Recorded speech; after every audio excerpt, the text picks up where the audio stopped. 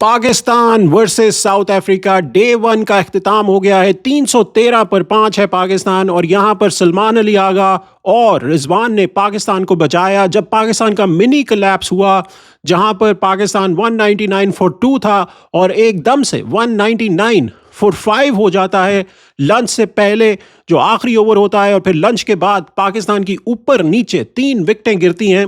वहां पर south Africa game में था। अगर साउथ अफ्रीका अपने कैचेस पकड़ता, जो उन्होंने ड्रॉप किए, 3 कैचेस जो थे वो साउथ अफ्रीका ने ड्रॉप किए, जिसमें से शान मसूद का कैच था, फिर उसके बाद आपका इमाम उल हक का कैच था, फिर सलमान अली आगा का कैच था।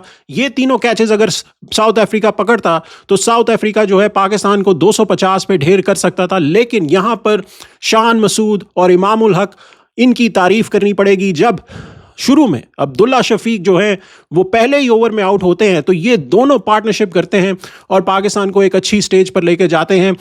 अब क्या पाकिस्तान एक अच्छा टोटल कर पाएगा? क्या साउथ अफ्रीका जो है वो अपनी जो मिस्ड अपॉर्चुनिटीज़ हैं उनके खिलाफ आकर कल पाकिस्तान को जल्दी आउट कर पाएगा?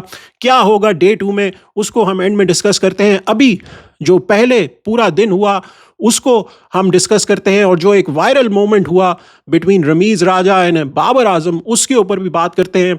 तो पहले चलते हैं टॉस की तरफ। पाकिस्तान ने टॉस जीता, अच्छा टॉस था। यहाँ कजाफी स्टेडियम की जो पिच थी वो अब्रेसिव पिच थी, जहाँ पर टर्न जो है वो तीसरे चौथे दिन डेफिनेटली होगा। पहले दिन भी हो रहा था लेकिन इतना शार्प नहीं था, कुछ बॉलों पे था, कुछ पे नहीं था और लो भी रह रहा था। तो यहाँ पर टॉस जो शान मसूद ने जीता, बैटिंग पहले करने का फैसला किया।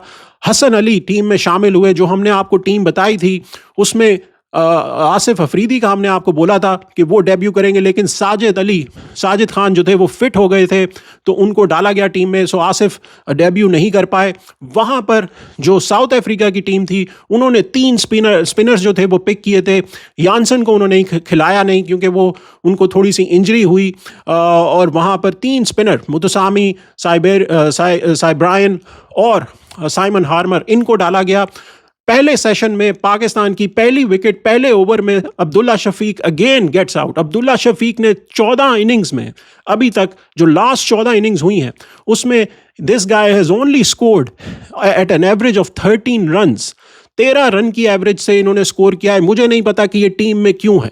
इनको डोमेस्टिक में जाकर खेलना चाहिए और अपनी बैटिंग को इम्प्रूव करना चाहिए, फिर आकर इनको टीम में आपको जगह देनी चाहिए। आपके पास और भी ओपनर हैं, सैम को आप खिला सकते थे। आपको अगर देखना है तो देखिए इमामुल हक को। Imamul Haq, what a batter he was today.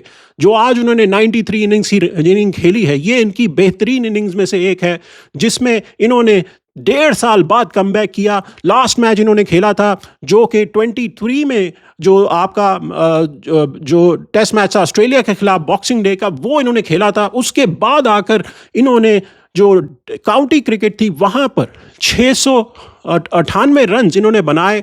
उसके बाद 300 रन हनीफ मोहम्मद में इन्होंने बनाए। 100 की इनकी एवरेज थी जो काउंटी क्रिकेट थी उसमें यॉर्कशायर की तरफ से, और फिर 300 रन इन्होंने पहली दफ़ा अपनी जो फर्स्ट क्लास है उसमें इन्होंने बनाए। So he went back, played domestic cricket, performed, came back and looked like a million buck. कमाल की उनकी परफॉर्मेंस थी और Shan Masood complimented him beautifully. और वहाँ पर उन्होंने पहले सेशन में, पाकिस्तान ने जो पहला सेशन था उसको अगर हम देखें तो आपने 107 रन बनाए। एक खिलाड़ी पाकिस्तान का आउट हुआ। 3.82 का आपका जो था रन रेट था। तो पहला सेशन पाकिस्तान के नाम रहा। दूसरे सेशन में जब पाकिस्तान आता है बैटिंग करने तो वहाँ पर पहले ओवर में 2 चांसेस जो है वो निकलते हैं जो साउथ अफ्रीका पकड़ सकता था। शान मसूद के भी 138 पर दोनों चांसेस जो हैं वो निकलते हैं, वन आफ्टर दी अनदर, लेकिन साउथ अफ्रीका ग्रैब नहीं करता। फिर 163 पर शान मसूद आउट होते हैं। जब शान मसूद आउट होते हैं तो पूरा क्राउड चेयर करता है क्योंकि बाबर आजम आने वाले थे और बाबर आजम के लिए पूरा क्राउड वेट कर रहा था। और शान मसूद बेचारे जब वो आउट हुए तो क्राउड चेयर कर रहा था। जो आपका कप्तान है उसके आउट होने पर आप चेयर कर रहे हैं, कमाल है आपकी सोच पे भी। और बाबर आजम जब आते हैं तो बाबर आजम जो हैं वो पहले ही ओवर में स्ट्रगल करते नजर आते हैं। पहले ही ओवर में अपील होती है और वहां पर वायरल मोमेंट आता है जहां पर रमीज राजा, जब वो ऑफ कैमरा होते हैं, थर्ड एम्पायर के पास डिसीजन जाता है कॉट बिहाइंड का, और वहां पर रमीज राजा बोलते हैं कि बाबर जो है वो ड्रामे कर रहा है, ये आउट है, इनके गिलाफ पे लगी है बॉल। और वहां पे ये मोमेंट वायरल हो जाता है क्योंकि रमीज राजा हमेशा बाबर की तारीफ करते हैं, लेकिन जैसे ही कैमरा हटता है तो असलियत बाहर आ जाती है और यही हमें नजर आया। बाबर आजम उसके बाद अच्छी पेस पकड़ते हैं, बैक टू बैक बाउंड्रीज मारते हैं, मुतसामी को लेफ्ट आर्मर के साथ अच्छे लगते हैं, लेकिन फिर ऑफ स्पिनर साइमन जब आते हैं तो वहां पर फिर स्ट्रगल करना शुरू हो जाते हैं। 20 रन्स बाबर 21 बॉल्स पे बना लेते हैं। फिर अगली 2 रन्स जो हैं वो बाबर उनसे ऑलमोस्ट 24 बॉल्स वो लेते हैं क्योंकि फिर स्ट्रगल करते हैं बाबर। और फिर 199 वाला सेशन आता है जहां पर आखिरी ओवर होता है मुतसामी का, वहां पर जो है इमामुल हक अपनी सेंचुरी के पास होते हैं, वो आउट हो जाते हैं, उनको साइमन आउट करते हैं। फिर साउथ शकील वॉक इन करते हैं और हमने ये देखा है साउथ शकील पहले 2-3 बॉलों पर लेजी खेलते हैं और ये पहले भी ऐसे आउट हो चुके हैं। पहली बॉल पर टर्न करने जाते हैं, बैट को एज लगती है और मुतसामी अपनी ही बॉल पर उनका कैच पकड़ते हैं, सिंपल कैच होता है और पाकिस्तान दूसरा सेशन ख़त्म करता है। और वहाँ पर 92 रन्स बनाता है दूसरे सेशन में पाकिस्तान, और 3 खिलाड़ी पाकिस्तान के आउट होते हैं, शान मसूद, इमामुल हक और साउथ शकील। उसके बाद तीसरा सेशन आता है। तीसरे सेशन में 114 रन पाकिस्तान बनाता है, एक खिलाड़ी पाकिस्तान का आउट होता है जहां पर रिजवान और बाबर शुरू करते हैं। और बाबर जो स्ट्रगल उनको सेशन से पहले, टी के सेशन से पहले चल रही थी, वही स्ट्रगल उनकी साइमन जो बॉलर थे ऑफ स्पिनर उनके खिलाफ चलती है, जहां पर अपील होती है। पहले मार्करम सोचते हैं कि रिव्यू लें या ना लें, लेकिन वो जब लेते हैं 4 सेकंड रह जाते हैं तब वो रिव्यू लेते हैं। तो उसके ऊपर थर्ड जो अंपायर होता है वो देखता है कि ये विकेटों में लग रही थी और बाबर आउट हो जाते हैं वहाँ पर।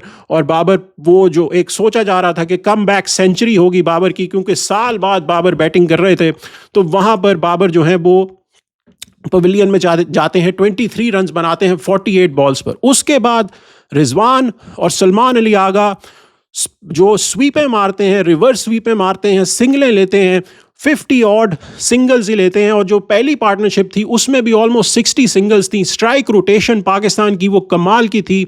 और फिर ये दोनों एक और पार्टनरशिप पाकिस्तान के लिए बनाते हैं जिसमें आप ऑलमोस्ट 114 रन्स एट 184 और दोनों बॉल्स पर ये बनाते हैं और दोनों 50s करते हैं अपनी।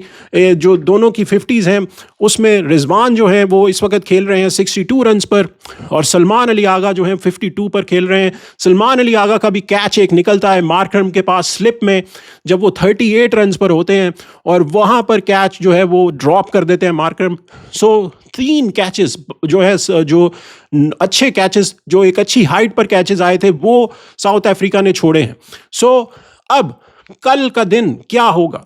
पाकिस्तान को इस वक्त लेकर चलना है इस टोटल को 450 तक। अगर आप 450 बनाते हैं तो आपका एडवांटेज रहेगा, क्योंकि यहाँ पर चौथी बारी खेलना मुश्किल हो जाएगा साउथ अफ्रीका के लिए। और ये पिच जो है मज़ीद टर्न करने वाली है जैसे जैसे आगे बढ़ेगी। और यहाँ पर पाकिस्तान के लिए ज़रूरी है कि ये पार्टनरशिप चलती रहे। उसके बाद जो आपके साउथ अफ्रीका है उनके लिए ज़रूरी है कि वो पाकिस्तान को 400 के नीचे नीचे आउट करे। That would be awesome for south Africa. क्या बनता है डे 2 में हम उसका रिव्यू आपके साथ करेंगे। पाकिस्तान की जो सिलेक्शन थी आज, उसमें हसन अली को सिलेक्ट किया गया है। मुझे लगता है कि Pakistan is a spinner shot. आपको हसन अली की यहाँ पे कोई ज़रूरत नहीं थी। जो पिच जैसी टर्न कर रही है, आपको जो है वो तीसरे स्पिनर के साथ जाना चाहिए था। मुझे लगता है यहाँ पर थोड़ी सी एक मिस्टेक पाकिस्तान की तरफ से हुई है, जो टीम सिलेक्शन है उसको लेते। लेकिन जैसे हसन अली आएंगे बॉल करने तब हमें ज़्यादा पता चलेगा, क्योंकि पेसर्स की बॉल भी थोड़ी सी लो रह रही है। सो we'll see how the day 2 turns out. Thanks for watching Naseer Javed channel. मिलते हैं अगली वीडियो में, तब तक के लिए इजाज़त दीजिए।